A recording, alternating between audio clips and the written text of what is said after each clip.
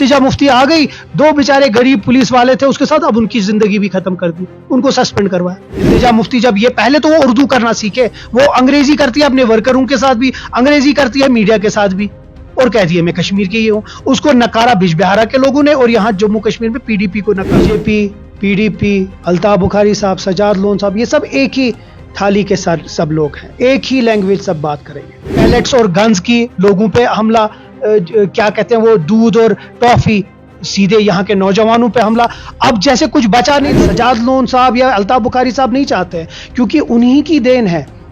अगर आपको याद होगा कि उस कैबिनेट में सजाद लोन साहब, अल्ताफ बुखारी साहब, महबूबा जी, ये ड्रामा करने के लिए गरीब पुलिस वालों की जिंदगियों के साथ मत खेले। उन्हीं की वजह से हमारे होम डिपार्टमेंट चला गया, हमारा लॉ एंड ऑर्डर चला गया, हमारा स्टेट हुड चला गया। 100 दिन सरकार को पूरे हो गए, एक का काम गिनवा दे, क्या किया इन्होंने लोगों के लिए? एक काम बताए जो इन्होंने अपने मैनिफेस्टो में बोला, एक प्रॉमिस पूरा हो गया। 4 चीजें हमने बोली थी, 4 तो हमने कर दी। वही महबूबा मुफ्ती नहीं थी जो सीएम की कुर्सी के लिए उसने सारा कुछ छोड़ दिया। मुफ्ती साहब को पोडियम पे प्राइम मिनिस्टर ने मजाक उड़ाया उसका कि मुझे कोई जरूरत नहीं, उसके बावजूद भी उसके साथ हुकूमत बनाई महबूबा जी। जो इल्तिजा मुफ्ती आज घूम रही हैं और बात कर रही हैं, उनको पहले ये याद दिलाइए कि उन्हीं की वजह से 2019 हुआ। मुफ्ती कह रही है डेमोक्रेसी कहाँ है, हमें अंदर घर में ताला करके बंद रखा गया, उसके बाद हमें बाहर जाने नहीं दिया गया, चीफ मिनिस्टर ने कोई बात नहीं की किलिंग के ऊपर, कोई स्टेटमेंट उनकी तरफ से नहीं आया। आज अब बताइए डेमोक्रेसी, हमने इस सरकार को चुना था, कोई बात ही नहीं कर। चीजों का जवाब दूंगा। एक, जिसके ऊपर वो उंगली उठा रही है, अगर होम डिपार्टमेंट और लॉ एंड ऑर्डर होता तो आज मैं उसका जवाब देता कि हाँ, लॉ एंड ऑर्डर में अगर उनको बंद किया तो उनको हम छुड़वा सकते थे, क्योंकि बात करने में क्या प्रॉब्लम है? सुनिए, बात बिल्कुल उसका जमहूरी हक है बोलना, लेकिन जिन लोगों की वजह से 2019 हुआ वो किस मुंह से हमें बता रहे हैं? क्या टॉफी और दूध याद नहीं है? उनकी बीजेपी के साथ नहीं है। हम यहाँ के जो इस मुल्क की हुकूमत जो दिल्ली में है उसके साथ एक वर्किंग रिलेशनशिप चाहते हैं। कॉन्फ्रेंस ने ये भी कहा है कि हम कुछ भी हो, हम बीजेपी के साथ अलायंस नहीं करेंगे, मगर कुछ खबरें चल रही है कि शायद नेशनल कॉन्फ्रेंस और बीजेपी का गठबंधन है। आपकी वसादत से एक क्लियर बात एक बताऊंगा, हम बीजेपी के खिलाफ कल भी थे, आज भी हैं और कल भी रहेंगे। ये जो न्यूज आई है चीज के ऊपर, हर एक चीज के लिए, ये नेशनल कॉन्फ्रेंस करेगी, ये बेबुनियाद है और बहुत रेकलेस न्यूज है। जो न्यूज उसमें फारूक अब्दुल्ला साहब की बात की वो बॉम्बे में थे। नेशनल कॉन्फ्रेंस बताए कि जब ये इलेक्शन से पहले इनकी बोली अलग थी, इलेक्शन के बाद इनकी बोली दूसरी है, अब ये स्टेटहुड पे रुक गए, अब 370-35 के ऊपर बात नहीं कर रहे। अगर हम ये सवाल उठा रहे, ये कह रहे हैं हम बी टीम है और सबसे बड़ी टीम नेशनल कॉन्फ्रेंस है। फिर से वही बात करूंगा, हमारे पहले ही दिन में हमने अपना रेजोल्यूशन पास किया, हमने अपना जो एजेंडा है वो लोगों के सामने रखा है। नेशनल कॉन्फ्रेंस के चीफ स्पोक्स पर्सन और एमएलए जड़ीबल तनवीर सादिक साहब बीजेपी ने काफी इल्जामात जो है नेशनल कॉन्फ्रेंस के ऊपर लगाए। उन्होंने कहा कि नेशनल कॉन्फ्रेंस ने अपने मैनिफेस्टो में झूठ कहा और सबसे ज्यादा जिम्मेवार अगर कोई है वो यहाँ की पॉलिटिकल पार्टियां हैं जिन्होंने यहाँ की आवाम के साथ जो है झूठे वादे किए। बहुत बीजेपी की चीफ स्पोक्स पर्सन है, उन्होंने कहा कि मैनिफेस्टो में जो भी वादे की, जो भी अपने प्रोमिस किए 370-35 का, वो वापस नहीं आ सकता, वो हमने दफन किया। ये झूठ की सियासत है। एक बार फिर यहाँ के सियासी जमातें जो है लोगों को झूठ कह रही है और गुमराह कर रही है। उनको कहने दीजिए वो क्या कह रहे हैं। हम बीजेपी के ना साथ हैं ना कभी उनके साथ रहेंगे। उनको उनकी जो बातें चल रही हैं, अगर आप देखेंगे कि बीजेपी, पीडीपी, अल्ताफ बुखारी साहब, सजाद लोन साहब, ये सब एक ही थाली के साथ सब लोग हैं, एक ही लैंग्वेज सब बात करेंगे। लोगों ने अक्टूबर में भारी बहुमत से हमको इस हुकूमत ने लाया और 5 साल के लिए लाया। जब 4.5 साल के बाद आप मुझसे ये सवाल पूछेंगे, इसका जवाब मैं आपको दूंगा कि हम लोगों ने क्या क्या किया। और जहां तक मैनिफेस्टो की बात है, हमने अपने मैनिफेस्टो के गारंटीज में लिखा था कि जब हमारी हुकूमत आएगी हम पहले दिन जो असेंबली है उसमें स्पेशल स्टेटस की बात करेंगे और स्पेशल स्टेटस को भरपूर बहुमत से पास करके उसको सेंटर पहुंचाएंगे। हमने स्टेटहुड की बात की। तो जो हमने वादे किए अपने लोगों से पॉलिटिकल, वो हम उसके ऊपर बिल्कुल आया है। और अब लोगों ने हमको 1 महीने की हुकूमत नहीं दी है, 5 साल का मैंडेट दिया है। 5 साल के बाद लोगों के पास जब हम जाएंगे, हम आपको बताएंगे कि हम लोगों ने क्या क्या किया। 5 अगस्त 2019 के बाद जम्मू कश्मीर में बहुत कुछ बदला, जो भाजपा का बार बार दावा था। स्टेटहुड की भी डिमांड काफी टाइम से यहाँ की आवाम भी, यहाँ की पॉलिटिकल जमातें, नेशनल कॉन्फ्रेंस भी कर रही है, मगर अभी तक स्टेटहुड वापस नहीं मिला। बार बार सेंटर कह रही है इसके लिए टाइम चाहिए, हालात ठीक चाहिए, उसके बाद स्टेटहुड वापस देंगे। आपको क्या लगता है कब तक ये वापसी होगी, स्टेटहुड यहाँ की जम्मू कश्मीर की आवाम को मिलेगा? जिस तरह लोग परेशान हैं, हम भी उतना ही परेशान हैं। हम भी समझते हैं कि लोगों के मसाइल बहुत ज़्यादा हैं। हम भी समझते हैं कि यहाँ का जो हल है वो स्टेटहुड से होगा। रोज़मर्रा की जो परेशानियां हैं वो तभी हल होगा जब यहाँ का स्टेटहुड रेस्टोर होगा। और हम इसलिए इसके ऊपर बहुत ज़्यादा यकीनमंद हैं क्योंकि इसमें सिर्फ एक चीज़ नहीं, इसके साथ बहुत सारी चीज़ें जुड़ी हुई हैं। और शुरुआत मैं करूँगा इस मुल्क के वज़ीर आज़म नरेंद्र मोदी के वादे से कि हम स्टेटहुड वापस देंगे। फिर यहाँ के जो होम मिनिस्टर हैं उनका वादा, उसके बाद जो सुप्रीम कोर्ट का वर्डिक्ट है, जो जजमेंट है कि जल्द से जल्द हो जाए। और मुझे लगता है 1 साल से ज़्यादा हुआ जब से वो जजमेंट आई है, अब 1 साल हो चुका है उसके बारे में। और सबसे बड़ी बात है, यहाँ के लोगों ने जब मैंडेट दिया, उस मैंडेट की कदर करके इस यहाँ के कैबिनेट ने वो रेजोल्यूशन पास करके यहाँ के इस मुल्क के वज़ीर आज़म को दिया। तो मुझे लगता है हमारे पास हर एक चीज़ है भरोसा करने के लिए कि अगले 2 महीने जो बजट है, उस बजट में जम्मू कश्मीर के लोगों को स्टेटहुड आ जाना चाहिए। कहा कि बीजेपी और बाकी जितनी भी तंजीमें हैं यहाँ पे उनकी बोली एक जैसी है, जैसे पीडीपी का जिक्र आपने किया या पीसी का जिक्र आपने किया। वो कहते हैं हम सवाल उठाते हैं, हम बी टीम हो गए। नेशनल कॉन्फ्रेंस बताए कि जब ये इलेक्शन से पहले इनकी बोली अलग थी, इलेक्शन के बाद इनकी बोली दूसरी है। अब ये स्टेटहुड पे रुक गए, अब 370-35 के ऊपर बात नहीं कर रहे। अगर हम ये सवाल उठा रहे, ये कह रहे हैं हम बी टीम है और सबसे बड़ी टीम नेशनल कॉन्फ्रेंस है। फिर से वही बात करूंगा, हमारे पहले ही दिन में हमने अपना रेजोल्यूशन पास किया, हमने अपना जो एजेंडा है वो लोगों के सामने रखा है। आज की डेट पे उसी तरह बीजेपी के खिलाफ है जिस तरह हम इलेक्शन से पहले थे। लेकिन आज लोगों को बिजली भी चाहिए, लोगों को पावर भी चाहिए, लोगों को पानी भी चाहिए, बेरोजगारी भी दूर करनी है, यहाँ की माली हालत भी ठीक करनी है। और उसके लिए एक वर्किंग रिलेशनशिप की अहम जरूरत है। और वही वर्किंग रिलेशनशिप यहाँ की हुकूमत दिल्ली की हुकूमत के साथ कर रही है। मैं बार बार आपको एक चीज क्लियर करना चाहता हूं, हम बीजेपी के साथ नहीं है, हम यहाँ के जो इस मुल्क की हुकूमत जो दिल्ली में है उसके साथ एक वर्किंग रिलेशनशिप चाहते हैं। क्या यहाँ के लोग बेरोजगारी खत्म नहीं करना चाहते? क्या यहाँ के लोग नहीं चाहते हैं कि उनकी बहबूदी हो? तो शायद सजाद लोन साहब या अल्ताफ बुखारी साहब नहीं चाहते हैं, क्योंकि उन्हीं की देन है। अगर आपको याद होगा कि उस कैबिनेट में सजाद लोन साहब, अल्ताफ बुखारी साहब, महबूबा जी जो इल्तिजा मुफ्ती आज घूम रही हैं और बात कर रही हैं, उनको पहले ये याद दिलाइए कि उन्हीं की वजह से 2019 हुआ। मुफ्ती कह रही है डेमोक्रेसी कहाँ है, हमें अंदर घर में ताला करके बंद रखा गया, उसके बाद हमें बाहर जाने नहीं दिया गया, चीफ मिनिस्टर ने कोई बात नहीं की किलिंग के ऊपर, कोई स्टेटमेंट उनकी तरफ से नहीं आया। आज अब बताइए डेमोक्रेसी, हमने इस सरकार को चुना था, कोई बात ही नहीं कर। चीजों का जवाब दूंगा। एक, जिसके ऊपर वो उंगली उठा रही है, अगर होम डिपार्टमेंट और लॉ एंड ऑर्डर होता तो आज मैं उसका जवाब देता कि हाँ, लॉ एंड ऑर्डर में अगर उनको बंद किया तो उनको हम छुड़वा सकते थे। क्योंकि बात करने में क्या प्रॉब्लम है? सुनिए, बात बिल्कुल उसका जमहूरी हक है बोलना, लेकिन जिन लोगों की वजह से 2019 हुआ वो किस मुंह से हमें बता रहे हैं? क्या टॉफी और दूध याद नहीं है उनको? क्या उनको याद नहीं है वो बीजेपी के साथ कैबिनेट में बैठ के थे जब उन्हें 2019 के बारे में फैसला किया?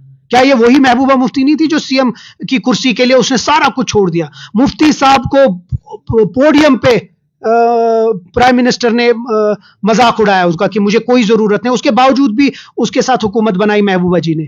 क्या इल्तिजा को उस वक्त याद नहीं आ रहा है वो सब कुछ? सबसे पहले बीजेपी के साथ कौन गए, ये भी एनसी से सवाल की। हम आज तक बीजेपी के साथ कभी नहीं थे, हम थे एनडीए के साथ। एनडीए एक अलग चीज है, ये बीजेपी के साथ। उस वक्त भी हमने जम्मू कश्मीर में जब इलेक्शन हुआ, हमने पार्लियामेंट इलेक्शन उनके खिलाफ लड़ा, चौधरी तालिब हुसैन एनसी की तरफ से बीजेपी के खिलाफ जीते। हम तब भी खिलाफ थे, आज भी खिलाफ है। लेकिन हम ये दो राय की सियासत नहीं खेलते। हम इनकी तरह उनके साथ कमरों में उनके साथ और बाहर उनके खिलाफ नहीं है। कि पहले अपनी मां के साथ बैठ के ये बोले, अपनी मां को जब वो पैलेट गन यूज हुआ वो किसके खिलाफ हुआ? जब वो टॉफी और दूध की बात हुई वो किसके खिलाफ हुई? पहले वो उनसे सवाल, जब वो ये सारा कुछ सवाल लेगी उसके बाद मैं उसकी बात का जवाब दूंगा। रणवीर साहब, यूटी में आप पहली बार एमएलए बने, उमर साहब चीफ मिनिस्टर बने, नेशनल कॉन्फ्रेंस की हुकूमत आई, लोगों ने आपको वोट दिया। अवामी मसले बहुत ज्यादा है, वो खुद भी आप मानते हैं, अवाम के तवक्को भी पार्टी से बहुत ज्यादा है। आपको लगता है यूटी में कितना मुश्किल है ये सफर या कितना आसान है?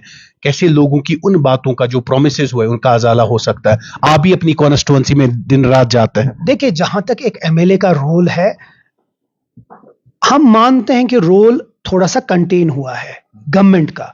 एमएलए आज भी अपना सीडीएफ कर जाएगा, आज भी अपना प्लान्स करेगा, वो कर देगा। आप अगले 1 साल में देखेंगे जैसे उमर अब्दुल्ला साहब ने हर एक प्री बजट मीटिंग ली, हर एक एमएलए को 40 से 50 करोड़ का एक फंड मिला है केपीएस के तहत, जो वो अपनी कंस्टिट्यूएंसी संभाल सकता है। उसमें कम्युनिटी हॉल्स है, उसमें यूथ स्पोर्ट्स के हैं, उसमें अस्पताल है, उसमें रोड्स है। आप देखेंगे अगले 1 साल में हर एक कंस्टिट्यूएंसी फलेगी फूलेगी, वो एक चीज है। लेकिन जहां तक स्टेटहुड की बात है, यहां मसाइल है। आज भी अगर आपने देखा होगा लाल चौक में डेली वेजर प्रोटेस्ट कर रहे हैं, कैजुअल लेबर्स, फाइनेंस या लॉ एंड ऑर्डर। आपने कठुआ और बारामूला का देखा, वो एक इशू है। यहां कुछ इश्यूज हैं जो जिसमें ड्यूअल पावर सेंटर है। उस ड्यूअल पावर सेंटर को खत्म करने के लिए हम चाहते हैं कि इस हुकूमत को फुल राइट्स हो, और वही हम चाहते हैं। जो ही स्टेटहुड आ जाए वो मसाइल होगा, लेकिन जो ये कंस्ट्रेंट्स हैं उसको खत्म करने के लिए ये यूटी में वो एक मुसीबत है, वो हम सब समझ सकते हैं। इसीलिए हम बार बार कहते हैं स्टेटहुड हमें वापस। सवाल ये भी उठाते हैं कि 3 महीने से ज्यादा टाइम हो गया। इसमें 2 एस्पेक्ट्स हैं, पॉलिटिकल है और जो लोगों के मसाइल हैं। पॉलिटिकल हमने पहले ही महीने में स्टार्ट कर दिया। उसके बाद जो चाहे वो रिजर्वेशन की बात है, चाहे वो आपके रिलैक्सेशन ऑफ रूल्स की बात है, चाहे वो सेशन चेंज करने की बात है, लेकिन सबसे बड़ी बात जो हम सब समझते हैं कि एक दरवाजा है जहां आम लोग जाके खटखटा सकता है, वहां अंदर आदमी आ सकता है, फोन उठ सकता है और उनका कामों का जो इश्यूज है उनका रेजोल्यूशन हो सकता है। आप बिना किसी पॉइंट के आप सेक्रेटेरिएट जाइए, आप अक्टूबर से पहले भी आप गए होंगे और आज का फर्क देखिए। आपको कतारें मिलेंगी, लाइन मिलेगी वहां लोगों की। वो अगर वहां काम नहीं होते तो शायद लोग जाते नहीं। वो एक सबसे बड़ी बात है, sense of security, sense of belonging आ गया लोगों में, कि उनको पता है कि वो उनका वजीर आला है, उनका मिनिस्टर है, उनका एमएलए है। 90 एमएलए है जहां लोग जा सकते हैं और अपने कामों का इजाला कर सकते हैं। वो एक सबसे बड़ी बात है। और जहां तक हमने कभी ये नहीं बोला 3 महीने में हम आपका फैसला करेंगे, 6 महीने में। हमने कहा है हमारा जो मंशूर है वो 5 साल के लिए है। जब 4.5 साल के बाद आप मुझे इसी कमरे में या किसी जगह आप मुझे बैठ के मुझसे ये सवाल पूछेंगे, मैं उसका आपको जवाब दूंगा। सारे प्रोमिसेस पूरे होंगे 5 साल। कोई जो हमने वादे किए हैं, और वो कमरों में बैठ के वादे नहीं हुए हैं, उसमें हमने हर एक का फीडबैक लिया है, आम लोगों से फीडबैक लिया है। जम्मू कश्मीर नेशनल कॉन्फ्रेंस के जो थिंक टैंक है वो बैठे थे, उसमें हमने चाहे वो 12 गारंटीज या 26 वादे एक एक करके हम पूरा वादा करेंगे और गिनवाएंगे आपको। साहब, कल भी हमने देखा आरजी मुलाजमिन की, जिनकी आप बात करते हैं, हर बार आपने बात की, आरजी मुलाजमिन परेशान, सराफा एहतिजाज जम्मू से लेकर कश्मीर तक हर बार उन्होंने प्रोटेस्ट किया। काफी टाइम से वो मसला पेंडिंग है, एसपीओस का मसला पेंडिंग है। वो लोग कहते हैं सरकारें आ गई, सरकारें चली गई, हमने कौन से गुनाह किया, हमारे घर परिवार नहीं चलता है। कल भी पुलिस ने उनको फिर लास्ट पे पकड़ा। उनके साथ कब इंसाफ होगा? देखिए, सबसे बड़ी बात है, उनका भी जमहूरी हक है पीसफुल प्रोटेस्ट करना, और हम हमेशा उनके साथ हैं इस चीज में। लेकिन मैं आपकी वसादत से एक चीज तो उनको बोलूंगा कि यह हुकूमत उनकी अपनी है। बस प्रॉब्लम यह है कि हम गवर्नर रूल से एक जमहूरी हुकूमत में आए, जमहूरी हुकूमत से जमहूरी हुकूमत में नहीं आए। तो जो वो पुल्स एंड प्रेशर्स है, जो ड्यूअल पावर सेंटर है, उसको खत्म करने में थोड़ा सा और वक्त लगेगा। इसीलिए हम कोशिश कर रहे हैं कि स्टेटहुड रेस्टोर हो जाए। जो इनके मसाइल हैं वो उमर साहब के गौर फिक्र में है, और वो समझते हैं कि जल्द से जल्द उसके ऊपर फैसला होगा। लेकिन थोड़ा वक्त दे ताकि हम इसको अच्छे से देख सके, समझ सके, और इनका जो इशू है, जेन्युइन कंसर्न है, उनको एड्रेस कर सके। साहब, कल होम मिनिस्टर से मिले का, मीटिंग करने का कोई खास रीजन उसके पीछे? सब चीजें हैं। हमने सबसे बड़ी बात जो स्टेटहुड की है वो बात उठाई।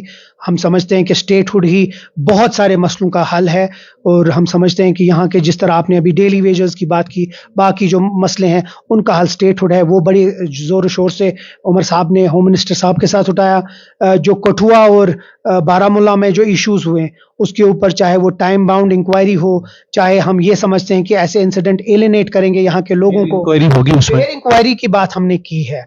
उसके साथ साथ जो यहाँ के जो बजट का है उसके ऊपर जो 3 मार्च है उसकी बात हुई है। यहाँ के गवर्नेंस इशू की बात है, किस तरीके से डुअल सेंटर जम्मू कश्मीर के लिए ठीक नहीं है।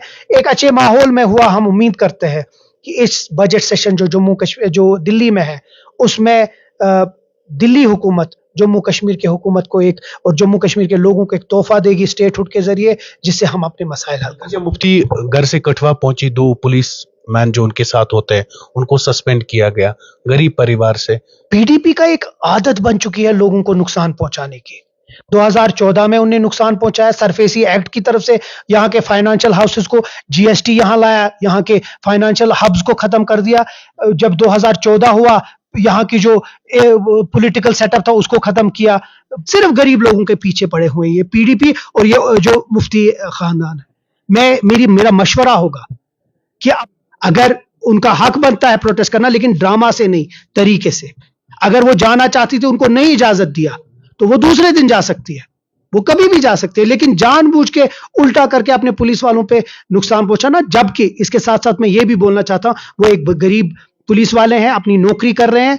मैं हुकूमत से इल्तिजा करूंगा कि जल्द से जल्द उनको बहाली हो जाए, वो अपना काम कर सके। नेशनल कॉन्फ्रेंस हर बार बीजेपी के खिलाफ रही है ना। जो न्यूज उसमें फारूक अब्दुल्ला साहब की बात की, वो बॉम्बे में थे, दिल्ली में नहीं थे। और एक चीफ मिनिस्टर को होम मिनिस्टर से मिलने के लिए कोई अरेंजमेंट नहीं चाहिए, वो कभी भी मिल सकते हैं वर्किंग रिलेशनशिप में। मैं आज फिर से आपकी वसादत से लोगों को बोलना चाहता हूं और एश्योर करना चाहता हूं, आप लोगों ने नेशनल कॉन्फ्रेंस को मैंडेट दिया है। हम आज भी समझते हैं कि बीजेपी की जो पॉलिसीज है वो जम्मू कश्मीर के लोगों के खिलाफ थे, और वो आज भी हम उतने ही खिलाफ थे जितना इलेक्शन से पहले थे। तो जो ये जानबूझ के ये पीडीपी और बीजेपी और ये जो न्यूज प्लांट करते हैं, ये बेबुनियाद है और जानबूझ के लोगों के बीच में कंफ्यूजन डालने के लिए है। माजी में हुआ है कि कुर्सी के चक्कर में लोगों के हक मारे गए, लोगों के हक की बात नहीं हुई। आप कहते हैं कि कुछ भी हो हम कॉम्प्रोमाइज नहीं करेंगे, क्योंकि आज सियासत में आप नेशनल कॉन्फ्रेंस है, नेशनल कॉन्फ्रेंस लोगों के उन वोटों को याद रखेगी जो नेशनल कॉन्फ्रेंस को मैंडेट मिला है। कुर्सी के लिए नहीं सियासत करेंगे, लोगों के लिए सियासत करेंगे। इस नेशनल कॉन्फ्रेंस की हिस्ट्री बहुत बड़ी है, इसमें बहुत सारे लोगों की कुर्बानी है, इसमें नौजवानों की कुर्बानी है। और ये सिर्फ इख्तिदार के लिए हमने कभी, इख्तिदार हमारी मंजिल नहीं थी, इख्तिदार शायद एक तरीका था मंजिल तक पहुंचने की। हमारा एक एजेंडा है, हम एजेंसीज की क्रिएशन वाली पार्टी नहीं है। इस पॉलिटिकल पार्टी के ग्रास रूट लेवल, आप किसी छोटे छोटे मोहल्ले में जाएंगे ना, वहां आपको ग्रास रूट वर्कर मिलेगा। और हम जानते हैं कि उनके एहसासात क्या है। हम न कश्मीरी के अवाम को कभी धोखा देंगे, न कभी धोखा देंगे, न कभी धोखा दिया है। कि हम लोग बीजेपी के खिलाफ थे और रहेंगे, और उनकी पॉलिसीज के खिलाफ। जब उन लोगों ने जम्मू कश्मीर के लोगों के खिलाफ पॉलिसीज के खिलाफ किया, हम उसके खिलाफ रहेंगे। जहां तक वर्किंग रिलेशनशिप है दिल्ली हुकूमत के साथ, वो बहुत जरूरी है यहाँ के बहबूदी के लिए, और वो हम हमेशा करेंगे। उसके लिए दो राय, कोई डर नहीं है, और हम दो टोक से वो बात कर सकते हैं। बहुत शुक्रिया बात करने के लिए। बहुत शुक्रिया। तनवीर सादिक साहब थे हमारे साथ। कुछ भी हो, नेशनल कॉन्फ्रेंस कॉम्प्रोमाइज नहीं करने वाली है, और नेशनल कॉन्फ्रेंस अपनी आवाम के साथ वादाबंद है। जो हमने प्रोमिसेस किए हैं वो हम प्रोमिसेस निभाएंगे, और बीजेपी के साथ ना हम कभी थे ना हम कभी होंगे।